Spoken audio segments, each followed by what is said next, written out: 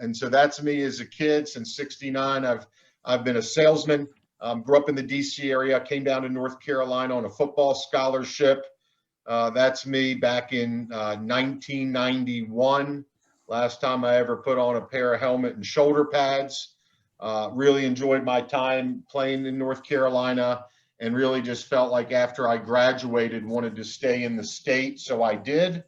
I've been in Charlotte now since 1992. I've got a 14-year-old daughter, 14-year-old son, 16-year-old daughter, my wife, Leslie. So, just like those of you on this call, regular guy, working hard, trying to do right by my family and right in my business dealings and in my community. Professionally, I do commercial real estate brokerage and investment here in Charlotte. I also own a business that services restaurants with some specialty niche repairs and commercial kitchens.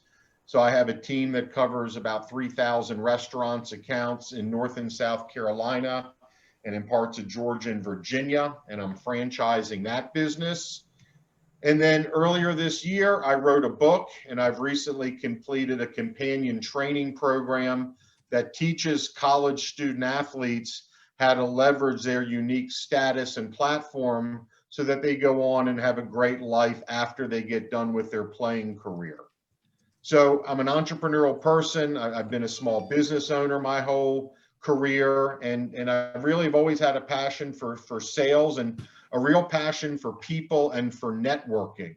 That's kind of been at the core of my business approach, has really been to go out in the world and make friends and do right by people. And so I've done a number of different things in my career, but it's been the relationships that have held strong and have really been probably the secret ingredient to whatever success I've had.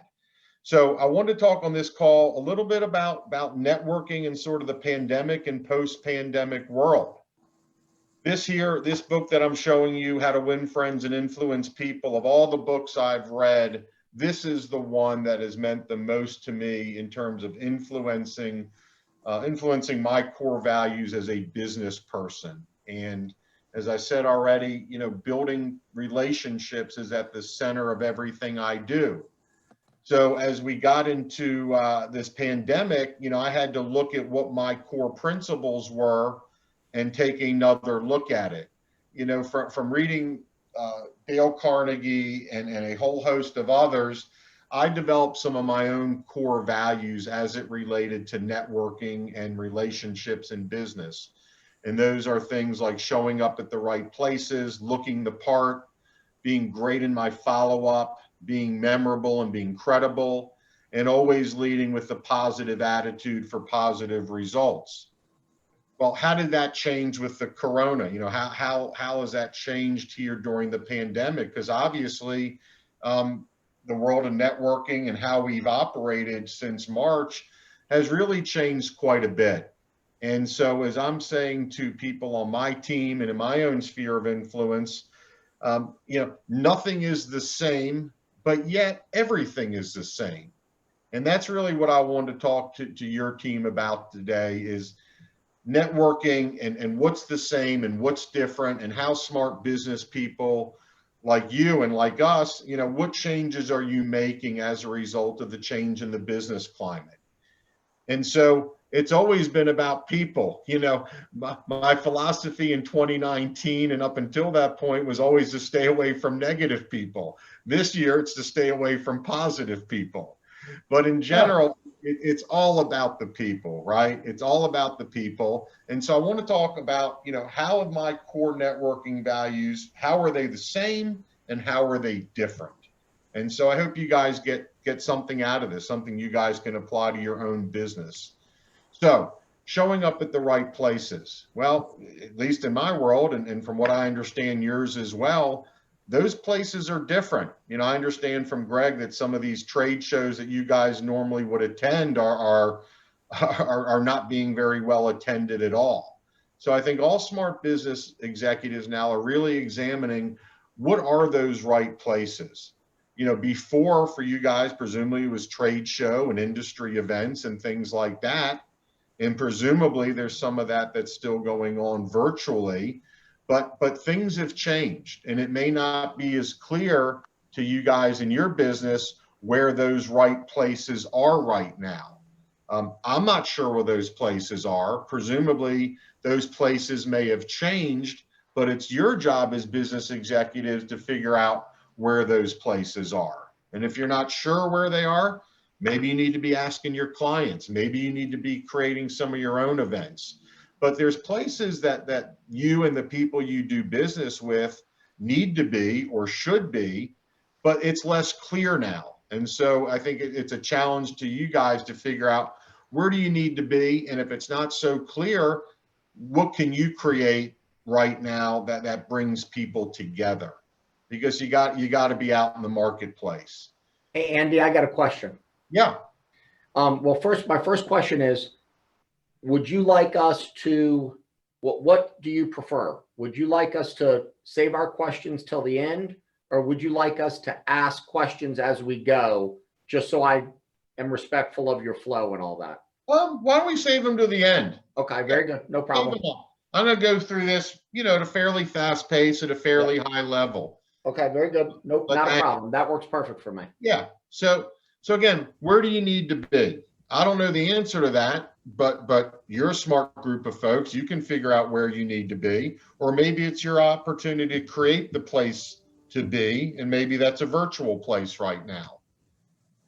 You still have to look the part. When we were all showing up at networking and business events, looking the part was quite obvious, but you still have to look the part now. Proper lighting, proper internet speed, proper environment, cool background. We're well into this pandemic, and yeah, people work from home, and we can all get over a dog bark or a kid distraction. But the reality is you can create an environment that's more conducive for virtual meetings than less conducive.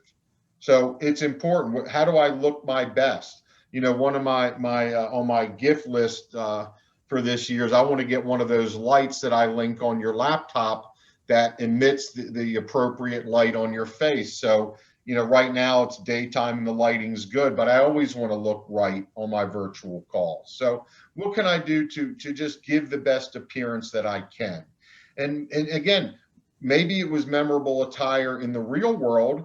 Well, maybe it has to be memorable attire in the virtual world before. I've got a friend, a guy named J.A. Dava, and J.A. is a big residential mortgage guy in Columbus, Ohio. And so every week in Columbus, they have this big networking lunch where all the prominent residential real estate agents show up for lunch every single week. There's hundreds and hundreds of people. So J.A. doesn't know everybody, but most people they've seen him. So J.A. has this philosophy that he created where virtually every single meeting he goes to, he wears a bow tie. So it's bow tie, bow tie, bow tie, bow tie. Once a quarter, he intentionally wears a regular tie. So what do you think happens to him, Emily? Every time he wears the regular tie and not the bow tie, what do you think happens to him at those events? Everyone goes, "Oh my gosh, you're not wearing your bow tie." Exactly. So people he's never met before come up and introduce themselves to him. "Oh, where's the bow tie?" Right. So what can you do virtually to set yourself apart on these calls? Because now more than ever, we're all in this sort of talking head environment, but maybe you guys should give some thought. Is there a lapel pin, a scarf? Is there something you can do that sets Patriot apart or sets you apart individually when you have these calls? So looking the part is important. One of my core values in going to networking events is I always want to be there early and I want to stay late. And you guys have been to trade shows and networking events and such. There's always the early crew. There's hardly anybody there, and it's really easy to meet those people. They're there early. They're the sort of folks that show up early. They're coffeeed up. They want to meet and greet. And then after the main event ends, there's always those that linger. Well, guess what? The same thing is going on in the virtual world. When I run my weekly staff meetings virtually, There's folks that are on there 3, 4, 5 minutes early, and there's a little banter that goes on there. And then the formal meeting ends, and there's people that stay on afterwards. My experience has been that that's when the real relationship building and action happens. So same in the virtual world. Get on your calls early, linger and stay late. See if that's a good little trick of the trade to maybe build a deeper relationship with somebody. And then what's always held true for me, and I think now more so than ever as you meet people virtually, is you got to be fast and furious in your follow-up. You want to be memorable. And a lot of people I see, they'll go to networking events, they'll be the life of the party, they'll meet people, they'll get business cards, but then there's no follow-up. And, as I say to people all the time, Facebook friendships are worthless, but meaningful relationships with depth are priceless. So you can't just go and meet somebody and think that's the end of it. The phrase, it's not what you know, it's who you know, in my opinion, is really a bunch of baloney. It's really how you know somebody. And I try and build depth in every relationship I make. So I'm really a big proponent of having a concerted game plan of converting an introduction into a meaningful relationship. So what I do, and this has just become my normal course of action, I meet somebody new, I want to link to them on LinkedIn, I want to friend them on Facebook and Instagram. I want to enter them into my database. I want to schedule a meeting with them right away. I want to do some research on them. I'm always running people through Google, researching their company. The last thing I want to do is ask somebody a question about themselves that I should already know from my own research. And then I immediately, if it's possible, I want to try and give some value to that person. So what do I mean by giving value? Well, when I moved to Charlotte in 1992, I was a 22-year-old phone equipment salesman. But what I really wanted was I wanted to build relationships with commercial real estate agents, because commercial real estate agents were the ones that knew who was moving and expanding. And it was those sort of companies that were buying new voicemail systems. So as soon as I'd meet a commercial real estate broker, I had to do something to differentiate myself from every other technology salesperson that wanted to spoon off their leads. So what I quickly realized was that if I cold called offices and I didn't ask anything about phone equipment, but I just went out there and made inquiries about when people's leases were coming due and if they were considering moving at such time that their lease expired, then I would gather all that information together. And I can tell you, when you send over a list to a prominent commercial real estate broker and you tell them, I've been out in the field prospecting, and here's a dozen companies whose leases are expiring in the next few years and who are considering renting different office space. Well, now I'm not just some snot-nosed phone equipment salesman that wants their leads. I'm a guy that's treated with respect because I brought them something tangible, something with value. So these are my steps each and every time when I meet somebody new, and I'm just passionate about converting introductions into relationships that have meaning and depth. And I'm also a big fan of the handwritten thank you note. I think now more than ever, as we get more sucked into this virtual world, putting pen to paper is what it's all about. These are some thank you notes I've gotten over the years from my college football coach, a guy named Mac Brown. He's in the Hall of Fame. And I could say to you, just as I've said to myself, if Mac has the time to write a handwritten thank you note, what's my excuse? And the reality is there is none. So I'm a big proponent of handwritten thank you notes, and it's a big part of my follow-up plan. What I really want to talk to your team about, though, is how to be memorable and how to be more credible. And so I want to share with you some things from my own personal business life and some other things I've seen. And this is where I really want to challenge this team to see if you guys can up the ante and what you guys can do to be more memorable and more credible in your business. So here's some examples. What about a cool business card? Well, a lot of people, don't want to do anything too too over the top with their business card. So I met this woman, Ruby, years ago. She was a travel agent. And you'll notice there that she's got that little palm tree on her card. Well, in reality, that's not a palm tree on her card. What Ruby did is she got a little hole punch that was designed as a palm tree. So she took the standard company issued business card. She took all her business cards, did the palm tree hole punch in it. She kept all the palm tree confetti that she created. So now when you get a follow-up note from Ruby, it includes her card with the hole punch in it and all the confetti with the palm tree. Makes Ruby a little bit more memorable. So she took the mundane and she made it memorable. When I was in the phone equipment business, I wanted to figure out a way to have my company name on the phone itself. And so I found a nifty little ad specialty where it was a little antibacterial pad, and that was my go-to ad specialty. I wanted to sort of brand the phone. In my business now, where we service restaurants, you know, if you guys have been in restaurants, it probably wouldn't surprise you to know that restaurant staff smokes. Don't know why, but people in the restaurant business smoke, they drink. So I double dip. I give them the lighter with the bottle opener, all in one great ad specialty, and people love it. You know, when my guys walk into a restaurant kitchen, oftentimes they're approached by the clients seeking more of the lighters. So that's kind of become a signature item for us that helps, you know, brand and create a memorable experience for the customer. I've got a friend of mine who has a business, and part of what he does is he sends seeds to his customers and prospects, and he talks about helping their business grow. You know, another kind of nifty little branding idea.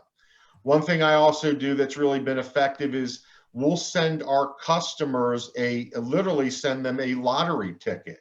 So you can appreciate when you make a follow-up call to a general manager at a restaurant, say, hey, it's Andy, I'm the gasket salesman with the Seals. You know, I'm the guy that sent you the scratch-off lottery ticket, just following up to see if you became a millionaire yet. You know, it makes a little bit different of impression. So for a $1 scratch-off lottery ticket, you know, we've created something that's unique and memorable for the business. Hey, Andy. We've also created our own gift cards.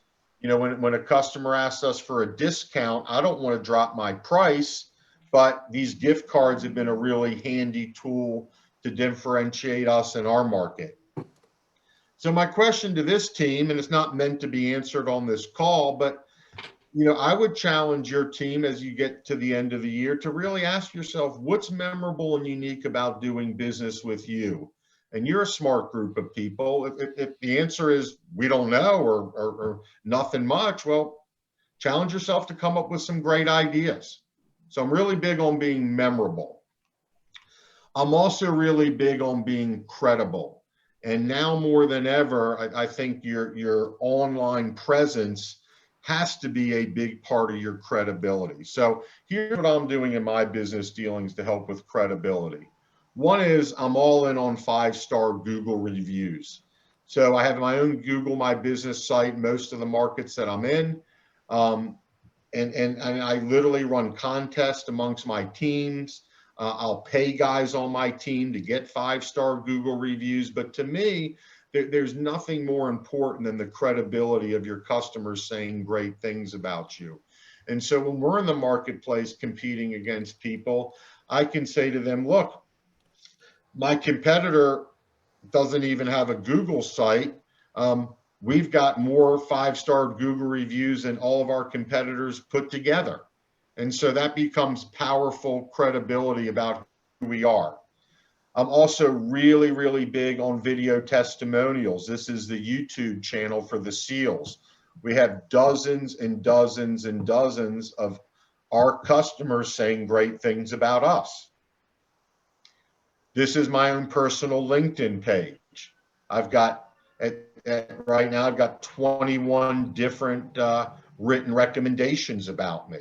So when somebody Googles my name or my company and checks us out, you know, they're getting all this digital credibility building information about us.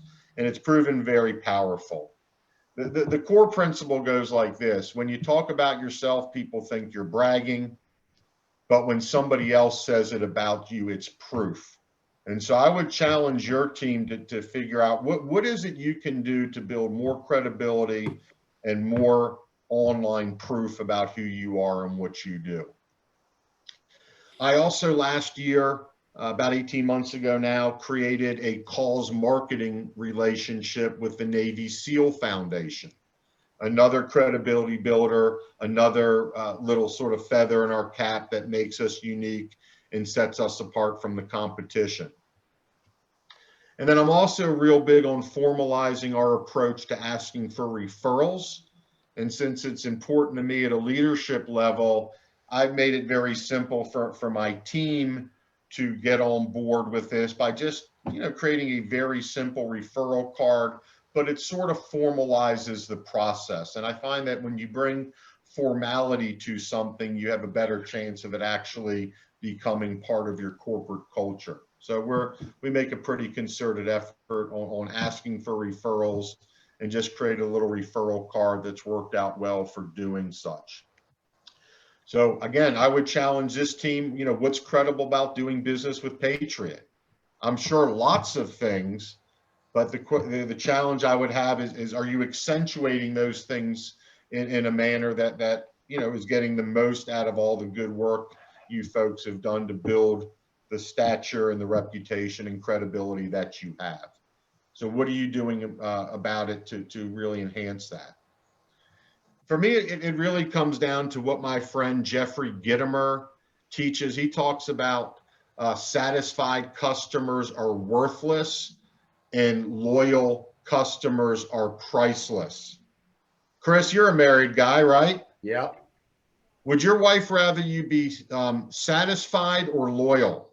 Loyal, for sure. Yeah, there you go. So in the perfect world, both, right? In the perfect world, you'd be satisfied or loyal. But the reality is satisfied customers will shop anywhere. Loyal customers will fight like crazy to keep doing business with you. Yeah. So I'm challenging this team to up your level of sophistication and depth in your relationship, so you really bring loyalty into focus and don't get lulled into satisfied. What I'm really challenging this team to do, is to think differently. And here's two examples from the sports world that have really meant a lot to me. This is Jacques Plant. He first started wearing a goalie face mask in 1959, but hockey had been played since 1875. So it really begs the question, how did it take that long for the guy to start to realize he was better off wearing a face mask? Anybody know who this is? Dan Fosbury. Dick Fosbury. Dick Close. Fosbury, right. Good, Chris. So, you look at the Fosbury flop. I mean, forever and a day, everybody went over the pole the same way. And in 1968, Dick Fosbury shattered the record by going over the high jump pole differently. So two examples of just stuff that might seem so obvious, but wasn't really obvious at all. So I'm really challenging this group. How can Patriot Capital think differently? How can you think differently? How can you be more memorable? How can you be more credible? So for me, all this, the elixir that really brings all this together is attitude. I'm all about attitude. I find that it's contagious in networking. It's contagious in life. Whether you're live or virtual, a positive attitude shows through. And so I'm a networker, and I'm somebody that really works hard on being resilient and having a good attitude. And so I'm going to share a few last thoughts on that, and we'll go from there. So first thing, win the morning, win the day. I get up, I start my days early. I started with prayer, devotion. Win the morning, win the day. If you haven't planned the night before as to what you're going to do the next day, it's hard to get up with fire in your belly. So win the morning, win the day. I'm also a big believer in surrounding myself with positive things, pictures of my kids, places that make me happy, pictures of my friends, posting my goals in front of me. So be mindful of your environment. Are there changes you can make in your surroundings that would make you more positive? Surround yourself with positive people. You know, I try and get away a few times a year with my friends and the people that mean the most to me. And then I've also, since I graduated college, I've been a student and have been enrolled since 1992 in what I call Automobile University. And so it's rare that I am not infusing my mind with positive business or life information while I'm in my car. And so, for example, I've listened to Earl Nightingale's The Strangest Secret literally hundreds and hundreds and hundreds of times in my car. You can get it right now on Apple. But this was produced in the 50s, and it's timeless motivational wisdom that will change your life if you infuse yourself with it. So I challenge all of you to become better every time you're in your vehicle. When you get out of the car, you should be a little smarter, a little bit more enthusiastic when you get out than when you got in. So enroll in Automobile University. The biggest thing I've done in my life, and I'd say the biggest choice in terms of my philosophy of life, is I've tried to push down the threshold for gratitude. So what does that mean, pushing down the threshold for gratitude? Well, to me, gratitude is attitude. So when you're grateful for something, you have a better attitude. And one thing that I've learned is, as I've grown in my faith, is that there's a prayer in Judaism that one says, or is supposed to say, after they go to the bathroom. And I'll paraphrase it, but it's basically saying, hey, God, thank you for allowing the plumbing that's supposed to close when it's supposed to close, and to open when it's supposed to open.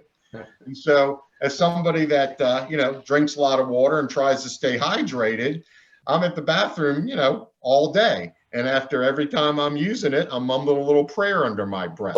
What I found is, if you begin to weave these little gems of gratitude into your day, when you get knocked down, like all of us do, you've got the positive attitude to get back up. So I'm the pray when I pee guy. I've had people come up to me years later after I've given a talk and be like, hey, you're the guy. But I've also had people come up to me and you say, you know what? I listened to what you said, and I've tried to do the same thing, and it really makes a difference. So I try to push down the threshold for gratitude. So I'm going to close, and I just want to give your team a little attitude litmus test. I want to see where everybody's holding here on Patriot Capital. So how grateful are you for your job? Well, you could be doing this. You could be holding up the Target sign. It could be, collecting elephant poop at the carnival. You could have this sort of work environment. So the question is, how grateful are you for your job? Because I can assure you, whatever you're doing right now, it could be a whole lot worse. There's plenty to be grateful for. How grateful are you for where you live? Dallas, Atlanta, California, Charlotte. We all live in great places. How grateful are you for it? You look around the world, don't take it for granted that you live in peace with the comforts that we have. Not everybody has it. There's calamities, there's environmental things that happen, there's cold. So how grateful are you for where you live? And I would say finally, and most importantly, how grateful are you for your health? I talk about the P pray. People laugh at that, but run into somebody that has issues in that department, they'll be grateful if they can use the bathroom without any issues. So how grateful are you for your health? I had the chance years ago to meet Kyle Maynard, and meeting Kyle really helped put a lot of things in perspective for me. When you meet a guy that's a motivational speaker that's born without any arms and legs, it really causes you to take stock of sort of your own life. What do you have to be thankful for, or looking at the gifts you have in your life. So Kyle's been a real inspiration for me. Here he is lifting weights. I can tell you, when I put my arm around him, he was thick. He was built. I mean, This is a man that's gotten every ounce of strength out of the body that God gave him. Here he is training. Here he is. He was a college wrestler. He was an MMA wrestler. So very impressive person. This is Kyle when he made the decision that he wanted to attempt to climb Mount Kilimanjaro. So really neat when you meet a guy like that. And so as I say to my kids, and as I thought about Kyle's life, you know, we all make choices and our choices make us. Think about the path Kyle could have chosen to go down given his physical limitations.